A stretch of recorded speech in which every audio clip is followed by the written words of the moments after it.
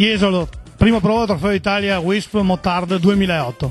Con me degli ospiti, Germano Luaro, promoter 2B Sport, Sara Panizzolo, la pilotessa che partecipa al scooter Motard, il campione del Motard Elia San Martin, campione mondiale junior squadre, campione italiano junior, Francesco Meneghini, Wisp regionale Veneto. Germano Luaro, 2B Sport, tutto ok? Prima prova? Non è andata male, anche se il tempo non ci ha aiutato per nulla. Sappiamo tutti infatti che abbiamo dovuto tagliare la gara alle prime manche via della neve, però siamo contenti per la partecipazione, siamo contenti anche per la risposta avuta dai piloti e siamo contentissimi dal punto di vista della risposta degli sponsor, che sono quelli che sostengono questi campionati molto difficili da organizzare per via dei costi. Francesco Meneghini, Wisp regionale Veneto, anche per te la domanda d'obbligo, la gara tutto a posto, tutto ok? Sì, abbiamo pagato un po' il noviziato per quel che riguarda gare a un livello particolare. Eravamo abituati a gare, diciamo, quelle da piazzale. Questa volta siamo saliti un po' di qualità, siamo andati sulle piste vere e proprie, mantenendo però anche 2 prove su tracciati cittadini, quelli che ci danno sicuramente più soddisfazione dal punto di vista della partecipazione del pubblico e una sicurezza totale anche per i piloti, che è il punto imprescindibile. Sara Panizzolo, per te prima prova in un circuito, Jesolo, una delle piste più importanti a livello mondiale per i go-kart, però da un paio d'anni anche Motard. Siamo andati lì con lo scooter, ti è piaciuto? Bella la pista, bella la location, bella anche la coreografia?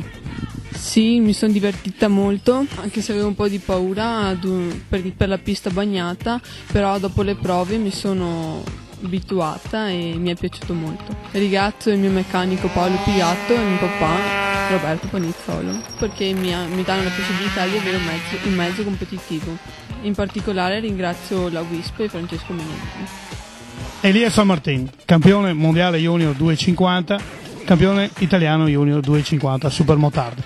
Location Jesolo, prima prova Trofeo Motard Wisp 2008, grande gara. Paul, subito alla mattina. La gara? La gara sono partito forte, sono rimasto in testa per 4 giri, poi ho provato a rischiare un po' troppo nella terra e sono caduto. Sono finito in quinta posizione, poi man mano che il tempo passava ho cominciato a rimontare fino al secondo posto, però ormai il tempo era finito e Matteo era già scappato e ho finito in seconda posizione. Francesco Meneghini, Wisp, la promozionalità del campionato, ma anche dei campioni.